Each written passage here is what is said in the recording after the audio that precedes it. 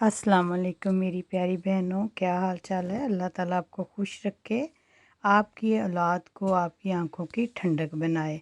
आज मैं बहुत ज़बरदस्त टिप्स लेके आई हूँ। पहला टिप मेरा नंबर 1, आप दूध उबालेंगी तो बेफ़िक्र हो जाएं, आपका दूध जो है बाहर नहीं गिरेगा अगर आप मेरा ये वाला टिप इस्तेमाल करेंगे।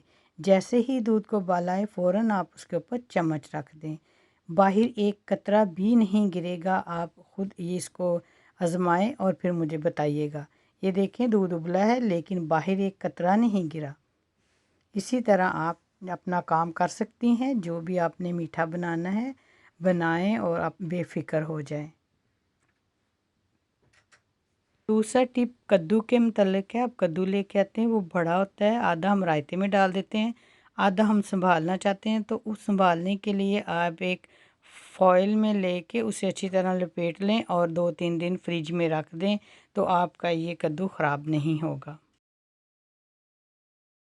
तीसरा टिप मेरा है, जब भी कोई चावल डालनी या चीनी डालनी होती है हमने बैग से, तो वह बाहर गिर जाती है।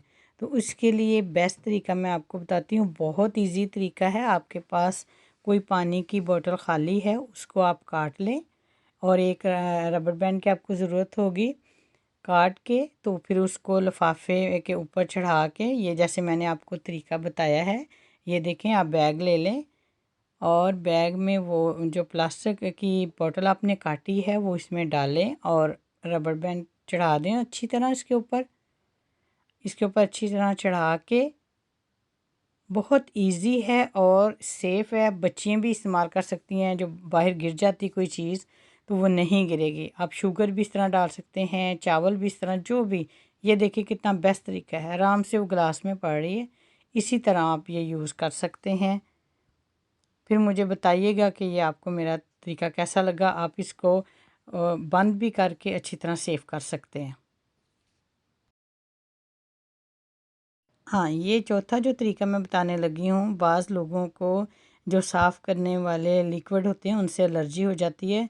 तो आप ऐसा करें, पेस्ट लें, पेस्ट को अच्छी तरह सिंक में और इसकी जो टूटी है उसमें साइडों पे आप अच्छी तरह मार दें। आपके हाथ को बिल्कुल नहीं लगेगी, ना आपको एलर्जी होगी इससे, क्योंकि बहुत सारी बहनों को जो लिक्विड होता है साफ़ करने वाले उनसे बहुत ज़्यादा एलर्जी हो जाती है।